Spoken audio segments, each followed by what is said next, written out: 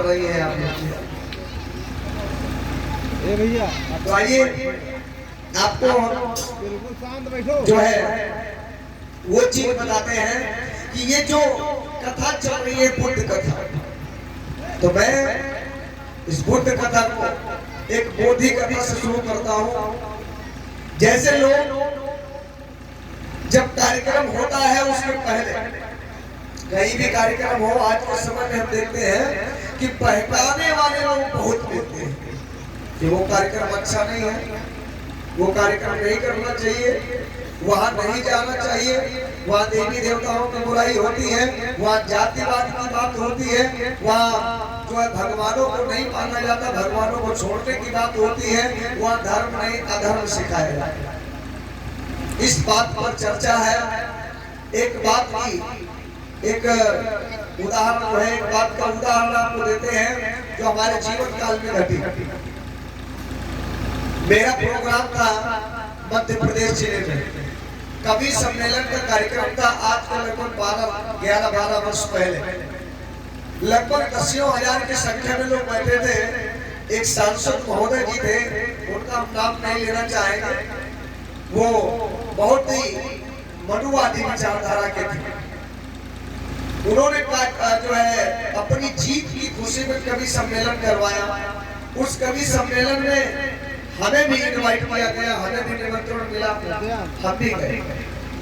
तो वहां पर चर्चा चल रही थी, तो हमसे पहले कवि महोदय बोल रहे थे तो देश दुनिया में जितने महापुरुष पैदा हुए,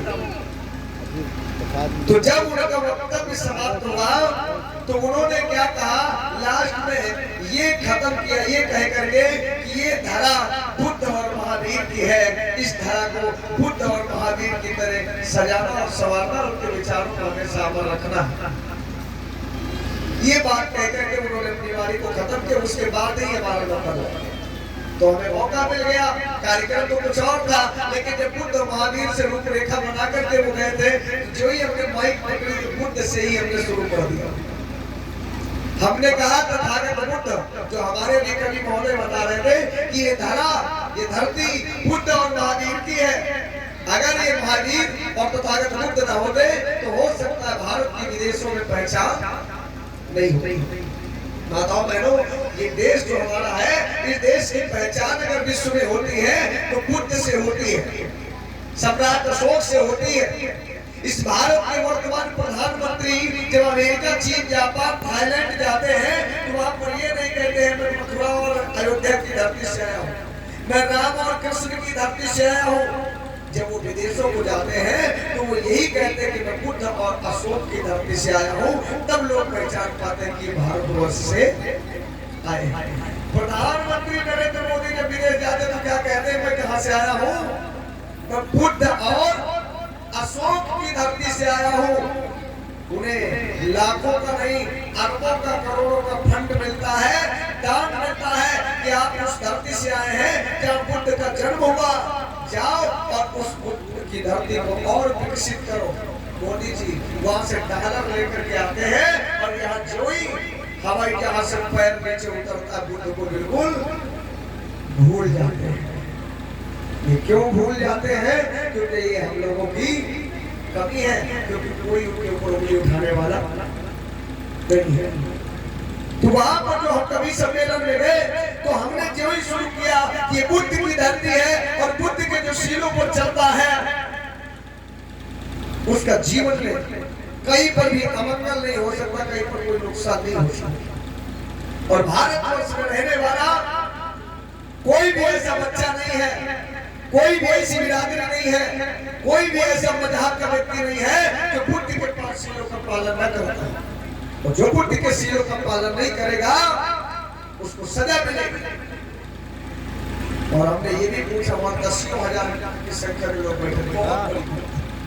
हमने कहा है कोई ऐसा जो बुद्ध को न मानता हो? 10,000 की संख्या में 2 लोगों ने हाथ उठाया कि हम बुद्ध को नहीं मानते हैं और ये बुद्ध का मंच में क्या बोल रहे हो? हमने कहा मैंने भी रूपरेखा बनाना शुरू किया, अभी मैंने रूपरेखा नहीं बनी। आपने कह दिया हम क्या बोल रहे हैं। अभी महोदय जी हमसे पहले गए, उन्होंने कहा था कि बुद्ध और महावीर की धरती है, हम क्या गलत बोल रहे हैं? आप बुद्ध को नहीं मानते हो? तो उन्होंने कहा नहीं मानते हैं। कहा ठीक है, अगर ये 10,000 की भीड़ में आपने स्वीकार कर लिया कि सच में बुद्ध के सीलों का पालन करते तो लोगों ने कहा, वो दोनों लोगों ने कहा कि जीवन भर तुम्हारी गुलामी करेंगे। तो हमने माइक से कहा मेरी गुलामी न करो, लेकिन इतना स्वीकार कर लेना कि सच में ये बुद्ध की धरती है। मनुवादी विचारधारा के थे, ब्राह्मण समाज के थे, और वो भी शायद कोई पदाधिकारी थे, पार्टी के बहुत बड़े नेता थे। हमने कहा पहला सील तथागत बुद्ध ने बताया, बताओ बहनों भाइयों बहुत से सुन। हमने कहा खड़े रहिए और जवाब देना, अगर मेरी बात में अगर कोई कमी निकले, अगर आप पूर्ण रूप से स्वीकार न कर ले, तो आज के बाद में मैं ये कवि सम्मेलन वाला कार्यक्रम बिल्कुल बंद कर दूंगा, माइक से बोलना बंद कर दूंगा। हमने कहा कि तथागत बुद्ध ने 5 शील बताए हैं। उनका पहला शील है पादात्पातावेरमणि सिक्खापदं समादयामि, अर्थात मैं कारण जीव हत्या नहीं करूंगा, मैं किसी का कत्ल नहीं करूंगा, मैं किसी का वध नहीं करूंगा, मैं किसी को मारूंगा नहीं। अगर भगवान बुद्ध के शील का पालन नहीं करोगे, पहले शील का पालन नहीं करोगे, किसी का कत्ल करोगे, तो 302 की धारा के तहत आपको जेल जाना पड़ेगा, उम्र कैद की सजा झेलनी पड़ेगी। पहला शील मानते हो नहीं मानते हो? अगर नहीं मानते हो तो तब है किसी की हत्या करके दिखाओ। तो कहने लगे नहीं, पहला शील तो मानते लेकिन 4 नहीं मानते। हमने कहा 4 नहीं मानते हो? कहने लगे 4 नहीं मानते हैं। तो हमने कहा वो भी मानते। दूसरा शील तथागत बुद्ध का है, दूसरा शील तथागत बुद्ध का है आदित्य दाना वेरमणि सिक्खापदं समादयामि। आदित्य दाना वेरमणि सिक्खापदं समादयामि। हमने कहा दूसरा शील आप नहीं मानते हैं? कहने लगे नहीं। हमने कहा आदित्य दाना वेरमणि का मतलब होता है मैं बगैर दी गई वस्तु को ग्रहण नहीं करूंगा। किसी के सोने की चीज है, अगर उसने हमको नहीं दिया है तो उसको छुएंगे नहीं, अर्थात हम चोरी से दूर रहेंगे। अगर चोरी करोगे, भगवान बुद्ध के दूसरे शील का उल्लंघन करोगे, तो उसके लिए 379 की धारा तुम्हारे लिए तैयार है। 379 की धारा में 3 साल तक तुम्हें सजा हो सकती है।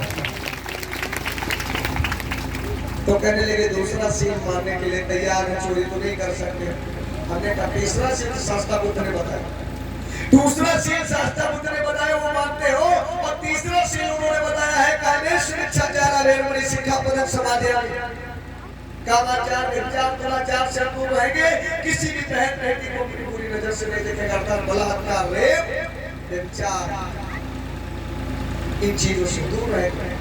अगर तुम किसी बहन बेटी के साथ में बलात्कार करते हो, गलत करते हो, तो उसके लिए आपके संविधान में 376 की धारा बनाई गई है। अगर तीसरे शील का उल्लंघन करोगे तो 376 की धारा के अंतर्गत आपको जेल जाना पड़ेगा। बोलो तीसरा शील मानोगे नहीं मानोगे? तो कहने लगे तीसरा शील मानना पड़ेगा, मजबूरी है, क्योंकि 76 से सभी लोग लड़ते हैं, ये ना हमें हमारे ऊपर। तो कहने लगे तीसरा शील भी मानते हैं। चौथे शील की बात आई, हमने कहा मूसा माना वेरमणि सिक्खापदं समादयामि। झूठी बकवास और गप झूठी गवाही हम किसी को नहीं देंगे। अगर ऐसा करोगे तो उसके लिए 420 की धारा आपके लिए तैयार है, उसके तहत आपको जेल जाना पड़ेगा। 5वां शील सूरा वेरमणि सिक्खापदं समादयामि, अर्थात नशीले पदार्थों का सेवन करना गुनाह है। सरकारी ठेका तो चौराहे पे खुल सकता है, ये कानून है, लेकिन सरकारी शराब आप चौराहे पर पी नहीं सकते, ये कानून गलत नहीं कर रहा।